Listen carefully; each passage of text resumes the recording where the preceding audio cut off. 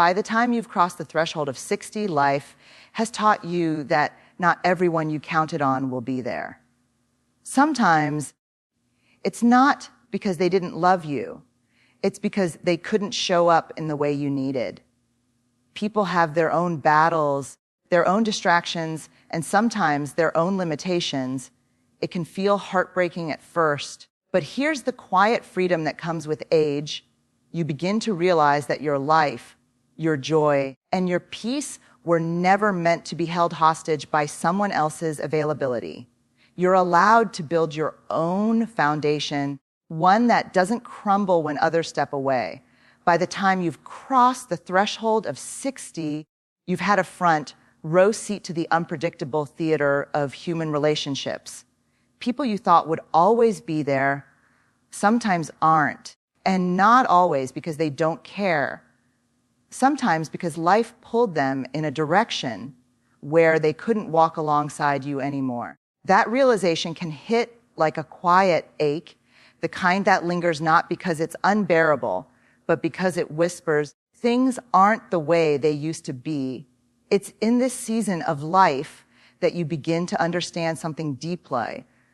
Dependence on people isn't wrong, but exclusive dependence is fragile. We all need connection. We are wired for it. But the painful truth is that putting your entire sense of safety, happiness, and stability in the hands of others is like building your house on sand.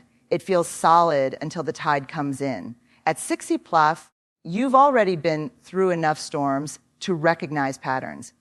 You've seen how friends drift, families grow busy, partners may not always understand, and sometimes the very people you've been there for cannot or will not return the same in your hour of need. This isn't about bitterness, it's about clarity. Life has its way of teaching us that love does not always mean presence, and absence does not always mean rejection. And so the question becomes, if I can't always depend on others, who or what can I build my life upon? That's when the quiet shift happens. You stop waiting for someone to rescue you from loneliness, to validate your worth, or to fill the empty spaces of your life. You begin to take ownership of your own emotional survival. This is not about isolation. It's about self-sufficiency. It's about knowing that while relationships are a gift, they should never be the only lifeline you have. The truth is, at this stage of life, peace comes not from holding on tightly to others, but from holding yourself steady enough that you can appreciate them when they're here and remain unshaken when they're not. Because the reality is people will come and go, but you are the one constant in your own life. And building a foundation that doesn't collapse when others step away, that is the truest form of freedom you will ever know. If there's one relationship that will outlast every friendship, every romance, every job, and every season of your life, it's the one you have with yourself. The problem is, for decades, many of us treated that relationship as an afterthought. We poured our time, energy, and love into everyone else, leaving ourselves with the leftovers, if anything at all. But here's the unshakable truth. You are the only person who is guaranteed to be with you from your first breath to your last. At 60 plus, you've lived through enough to see that people may change, circumstances may shift, and your role in others' lives may evolve. But you never stop being you. And if you're going to depend on anyone for stability, safety, and peace, it has to start with you. Depending on yourself isn't about becoming cold or detached. It's about learning to trust yourself the way you've trusted others. Think about it. You've walked through heartbreak and still found a reason to get up the next morning. You've endured disappointments, illnesses, financial struggles, and loss, and you're still here. Every scar on your heart is proof of your resilience, and every gray hair is a testament to your wisdom. You are not weak because you've been hurt. You are strong because you've kept going. Building a dependable relationship with yourself means keeping the promises you make to you. If you tell yourself you'll take a walk in the morning, honor that commitment. If you decide to start a new project, follow through. These aren't just tasks, they're deposits into the bank account of self-trust. And just like money in the bank, the more you invest, the more secure you feel. It also means speaking to yourself with the same kindness you've shown others. We are often quick to comfort a friend who makes a mistake, but merciless with ourselves when we fall short. If you wouldn't say it to someone you love, don't say it to yourself. You've earned the right to be your own ally, not your own critic. Here's the thing, when your relationship with yourself is strong, you stop chasing validation from others. You stop bending yourself into shapes that don't fit just to be accepted. You stop waiting for someone else to make you feel worthy because you already know you are. And the peace that comes with that, unshakable. So at this stage of life, if you're going to lean on anyone, lean on the one person who has proven time and time again that they won't give up on you. When you're younger, it's easy to believe your body will always cooperate. You can push it, neglect it, stay up too late, skip meals, carry stress like a badge of honor, and still wake up the next day ready to go. But by the time you're 60 plus, your body starts to remind you that it's been working for you for a very long time. And like anything that's been in service for decades, it needs care, attention, and respect. Here's the truth: your health is the foundation that holds up everything else in your life. Without it, joy is harder to feel, relationships are harder to nurture, and dreams are harder to chase. Money, status, possessions, they mean very little if your body is too worn down to enjoy them. The older you get, the more you realize that health is not just part of your wealth, it is your wealth. Depending on your health doesn't mean living in fear of every ache or pain. It means making it a daily priority, the same way you would protect your home or your savings. At this stage in life, you can't afford to treat your health like an afterthought. Every choice you make, from what you eat to how much you move to how you rest, is either a deposit into your long-term independence or a withdrawal from it. Think about it.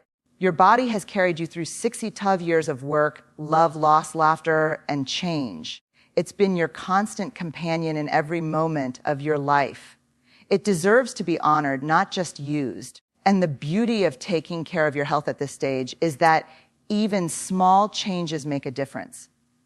A daily walk can lift your mood. Drinking enough water can boost your energy. Cutting back on sugar can improve your sleep. The little things add up. And let's not forget, health isn't only physical. Your mental and emotional health are just as vital.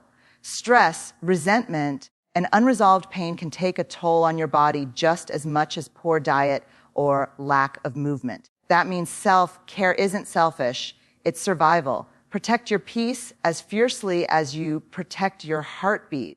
You may not be able to control everything about aging, but you can control how you treat yourself through it. Every healthy choice you make now is a gift to your future self, a future where you're able to move without pain, travel without exhaustion, and live without depending on others for your basic needs. Because in the end, your health is the key to your freedom. And freedom at any age is priceless. One of the most overlooked treasures of reaching 60 fuff is the library you've built inside yourself, the wisdom that comes only from living, from seeing, from trying, from failing, and from getting back up again. This isn't something you can buy. It isn't something you can learn from a book alone. It's earned 1 year at a time, one hard lesson at a time, one brave decision at a time. And yet, so many people at this stage still doubt themselves. They hesitate. They second-guess their choices. They let the voices of others drown out their own, as if those other voices could possibly know better what's right for them. But here's the truth. You've already survived what you once thought would break you. That's not just experience. That's proof you can trust yourself. Wisdom is more than knowledge. It's knowledge that has been tested in the real world. You've faced heartbreak and found love again. You've lost jobs and built new paths. You've watched dreams fall apart, only to discover better dreams you never imagined. Every single one of those moments has left you with insight that's uniquely yours. Depending on your wisdom means looking at new challenges and remembering, I've seen storms before, and I found my way through. It means trusting that even if you don't have all the answers, you have the ability to figure things out. And when the noise of the world gets loud, when younger voices try to tell you you're out of touch, you can smile, not with arrogance, but with quiet confidence, knowing that the view from where you stand is something they simply haven't lived long enough to see. Your experience is a compass. It may not tell you exactly where the road will twist and turn, but it will always point you toward the right direction for you. Sometimes it means walking away from situations that don't serve you because you've learned the cost of staying too long. Sometimes it means taking a risk because you remember the times you did and how they paid off in ways fear could never have imagined. And let's be clear, this isn't about thinking you know everything. True wisdom carries humility. You've lived long enough to know you'll never have all the answers, but you'll always have the courage to keep learning. That balance, confidence and humility, is what makes your wisdom powerful. At this stage in life, your wisdom is your security. It's the net that will catch you when plans fail. It's the voice that tells you when to be patient and when to take action. And it's the reason you no longer have to live in constant fear of the unknown because, no matter what happens, you have what it takes to face it. So depend on your wisdom. Let it guide you. Let it steady you. And most importantly, let it remind you that you are not starting from scratch. You are standing on decades of lessons that make you unshakable. When the noise of life quiets and you're left alone with your thoughts, there's one question that matters more than most. What do I truly believe in? By the time you reach 60 plus, you've seen enough to know that life can change in an instant. People you counted on can leave. Careers you worked decades to build can end. Health can shift. Plans can fall apart. And in those moments, when the ground feels unsteady, you need something deeper than circumstances to hold on to. That's where faith or your core beliefs come in. Faith is not just about religion. It's about the anchor that keeps you grounded when storms hit. It's the quiet strength that whispers, there's a purpose to this, even if I can't see it yet. It's the compass that keeps you moving forward when the road ahead is dark. For some, that faith is spiritual. For others, it's a deeply personal set of values, principles, and truths they've built their life upon. Depending on your faith means deciding what will guide you before life tests you. Because when the crisis comes, and it will, you won't have the clarity to build your foundation then. You'll need it ready. You'll need it strong. Your beliefs give you a frame of reference, a way to interpret life's chaos without being crushed by it. When someone betrays you, your faith might remind you that forgiveness frees you, not them. When a door closes, your core beliefs might tell you that life has a way of rerouting you to something better. When you feel afraid, they might remind you that you've walked through fear before and still found your footing. And here's the thing, faith is deeply personal. It doesn't have to look like anyone else's. It's not about how it appears to the outside world. It's about how it holds you up on the inside. It's the private conversation you have with yourself in the quiet moments. It's the conviction that something in you is unshakable, even when everything around you is moving. At this stage in life, leaning on your faith or core beliefs isn't just about surviving, it's about finding meaning. It's what transforms a setback into a lesson, a delay into preparation, and a loss into a new kind of strength. It's the reason you can keep your heart open after disappointment, keep trying after failure, and keep hoping when the odds say you shouldn't. So nurture your faith, protect it, challenge it when you need to, because a faith that has been tested becomes stronger. Let it be the anchor that keeps you steady the light that helps you see, and the fire that keeps you moving forward. Because everything else in life can shift, but when you know what you believe in, you'll always have solid ground to stand on. One of the quietest traps people fall into, especially later in life, is believing that joy is something that has to come to them. We wait for the phone to ring, for family to visit, for friends to invite us out, for someone else to decide we're worth celebrating. And when those moments don't happen as often as we'd like, we start to believe joy is slipping away from us. But here's the truth. Joy isn't something you wait for. It's something you make. It's not a delivery that shows up when someone else decides to send it. It's a garden you plant yourself, water yourself, and harvest yourself. And the older you get, the more you realize that waiting for other people to bring you happiness is the fastest way to grow resentful, lonely, or bitter. At 60 POV, you've lived long enough to know that life can be both beautiful and unpredictable. The people you love can't always be there exactly when you want them. The world doesn't always bend to your timing. But that doesn't mean you can't create pockets of joy every single day. You can, and you must. Creating your own joy can be simple. Wake up early and watch the sunrise with a cup of tea. Turn on music you love and dance in the kitchen. Plant flowers, even if they're just in a pot on the balcony. Learn something new, not because you need it for work, but because it makes you feel alive. Cook your favorite meal, even if it's just for you. The point is, joy doesn't have to be grand to be powerful. It's often found in small, intentional moments that you decide are worth having.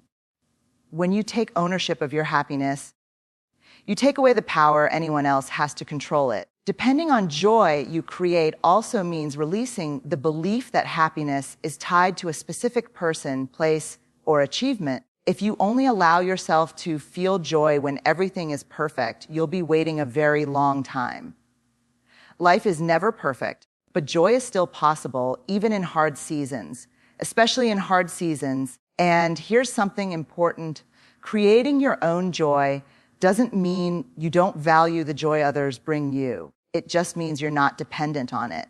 When people show up and share in your happiness, it's a bonus, not the source. You become the well, not the cup someone else has to fill. When you reach this place where you know how to make your own happiness, you become lighter, more peaceful. And ironically, you also become more attractive to others because joy is magnetic. People are drawn to those who don't live in constant need, but instead radiate something from within.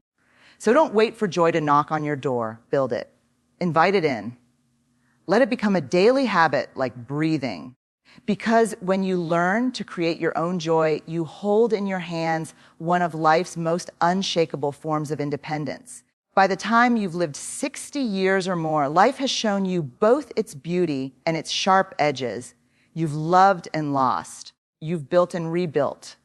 You've seen plans crumble and dreams take shape in unexpected ways. And through it all, one truth becomes crystal clear, depending entirely on others for your happiness, stability, or peace is like building your home on shifting sand. This isn't about pushing people away. It's about standing on a foundation that doesn't collapse when they can't be there. That foundation is made of the things no one can take from you: your relationship with yourself, your health, your wisdom, your faith, and the joy you create with your own two hands. When you depend on these, you are free. Free to enjoy people without clinging to them. Free to face challenges without fear of being destroyed, to live fully without waiting for perfect conditions. At this stage of life, independence doesn't mean doing everything alone. It means knowing that even if the world shifts under your feet, you won't fall apart. You are grounded. You are resilient. You are capable. So carry this truth with you. The most dependable person, the most dependable source of joy, the most dependable foundation you will ever have is already with you. And it always has been,